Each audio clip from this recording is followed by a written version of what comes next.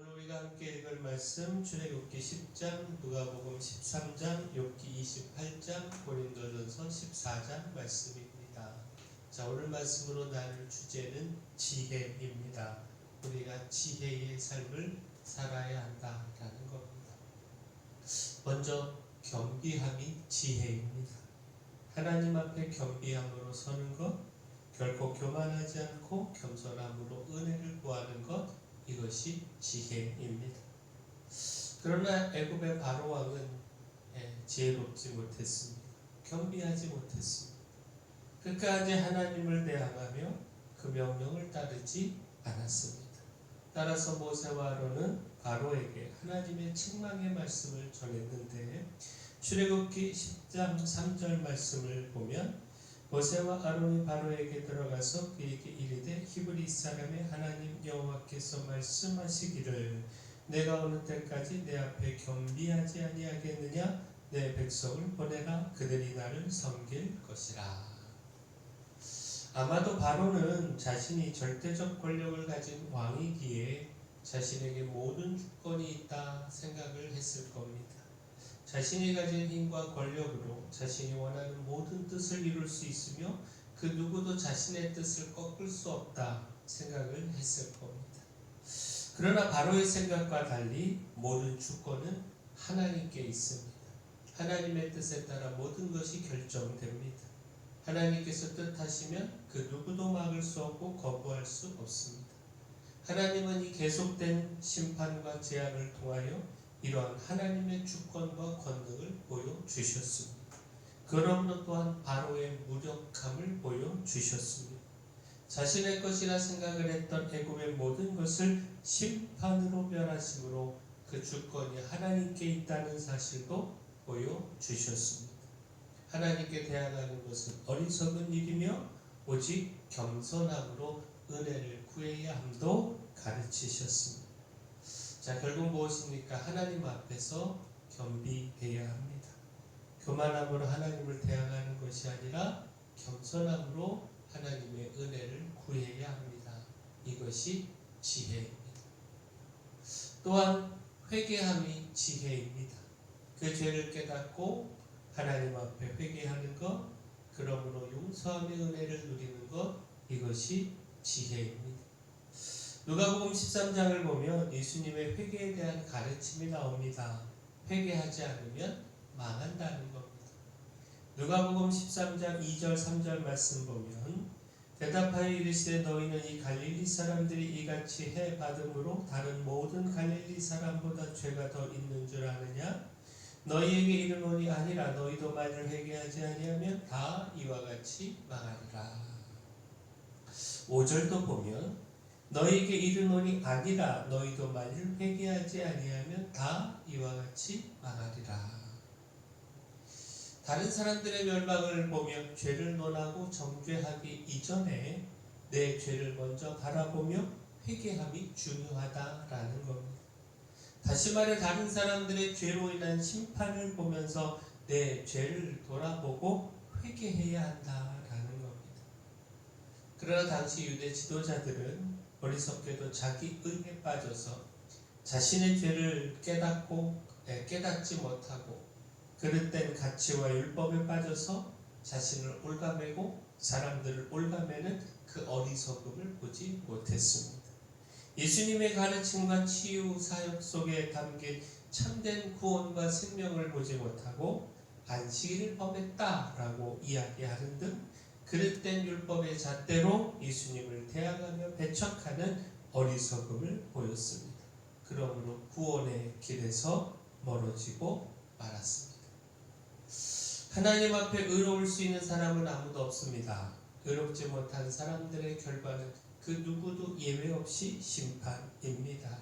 따라서 하나님 앞에서 회개해야 하는 내 존재를 인식하고 무엇보다 우선하여 온 마음으로 회개해야 합니다. 이것이 지혜입니다. 또한 하나님을 경외함이 지혜입니다. 회개하여 악에서 떠날 뿐만 아니라 하나님을 경외하는 것, 하나님을 경외하며 살아가는 것, 이것이 지혜입니다.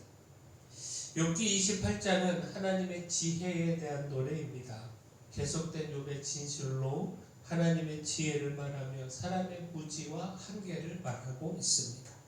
그 사람은 금과 은과 철과 동을 얻기 위하여 어둠을 뚫고 바위를 쪼갠다는 겁니다. 이와 같은 지식과 기술은 어떤 동물도 흉내낼 수 없는 사람만의 탁월함이라는 겁니다. 그러나 이 탁월한 사람도 전혀 알 수 없고 이룰 수 없는 것이 하나님의 지혜라는 겁니다. 땅속 길은 아는 사람이 자신의 인생의 길은 전혀 알지 못한다라는 겁니다. 따라서 하나님을 경외하며 악에서 떠날 것을 교훈하고 있습니다. 곧 이것이 지혜고 명철이다라는 겁니다. 그 욥기 28장 28절 말씀 보면 또 사람에게 말씀하셨도다 보라 주를 경외함이 지혜요 악을 떠남이 명철이니라. 자, 무엇보다 주목할 것이 이 지혜는 금은 보화로도 바꿀 수 없다는 겁니다. 따라서 이 지혜를 무엇보다 중요한 가치로 따라가야 하고 금은 보화보다 더 지혜를 구해야 함을 전하고 있습니다.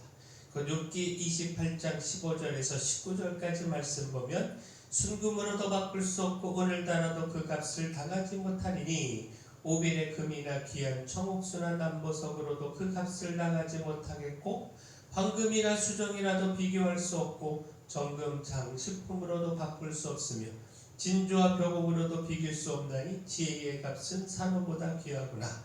구수의 화목으로도 비교할 수 없고 순금으로도 그 값을 헤아리지 못하리라. 자, 결국 무엇입니까? 하나님을 경외하며 그 지혜를 구하고 따르는 삶이 가장 가치 있는 삶입니다.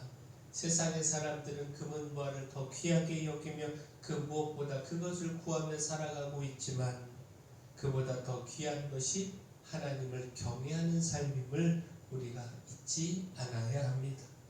우리는 믿음의 사람으로 하나님 경외의 가치를 바로 알고 바로 구해야 하고 그 무엇보다 하나님을 경외함으로 지혜를 구하는 삶을 살아가야 합니다. 마지막, 교회의 덕을 세우는 것이 지혜입니다.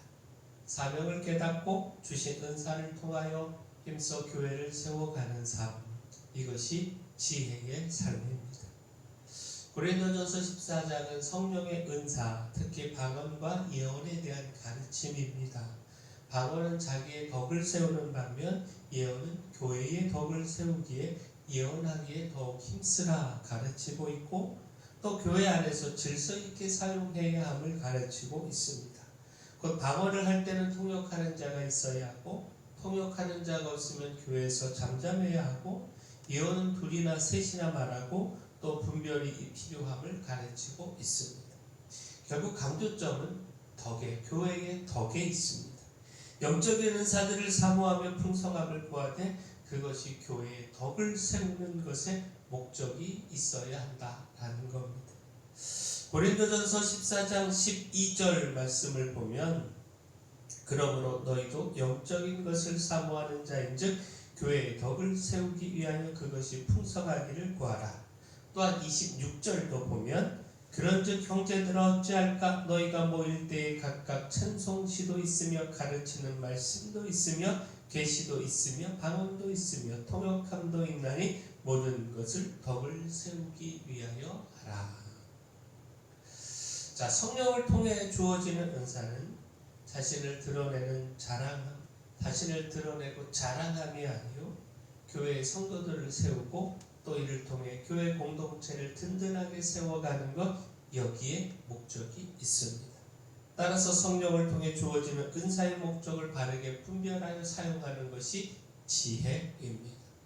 또한 이를 통해 교회를 세우고 그러므로 하나님을 경외하는 것, 이것이 지혜입니다. 자, 지혜의 삶을 살아야 합니다. 하나님 앞에 겸비하며 그 죄를 깨닫고 회개하는 것이 지혜입니다. 죄에서 떠나 하나님을 경외하는 것이 지혜이고 사명을 깨닫고 주신 은사를 통하여 힘써 교회를 세우는 것이 지혜입니다. 바라게 우리가 힘써 지혜의 삶 살아가기를 소원합니다. 사랑의 주 하나님, 교만함을 버리고 겸손함과 회개함으로 하나님 하나님 앞에 서기를 소망합니다. 이를 통해 하나님의 은혜를 누리기를 소망합니다. 하나님을 경외함의 지혜보다 더 소중한 것 없음을 깨닫게 하시고 은금을 구하기보다 힘써 지혜를 구하게 하여 주시옵소서. 무엇보다 성령의 은사를 풍성히 주시고 성령의 은사를 통해 교회의 덕을 세워가게 하여 주시옵소서. 교회에 연약한 모든 분들 주님 강력한 손으로 안수하며 치료하여 주시옵소서. 저희 교회 주신 사명 이 마을의 빛이요 소금으로서의 사명 잘 감당할 수 있도록 힘과 능력을 더하여 주시옵소서. 예수님 이름으로 기도합니다.